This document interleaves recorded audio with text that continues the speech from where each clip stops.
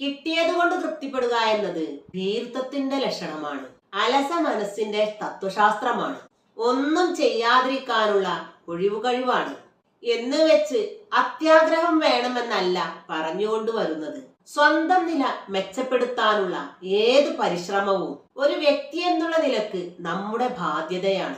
അതുകൊണ്ട് തന്നെ അത് അംഗീകരിക്കപ്പെടേണ്ടതാണ്. അതിനു വേണ്ടിയാണ് ദൈവം നമുക്ക് ചുറ്റും ഒരുപാട് അനുഗ്രഹങ്ങൾ നിക്ഷേപിച്ചിട്ടുള്ളത്.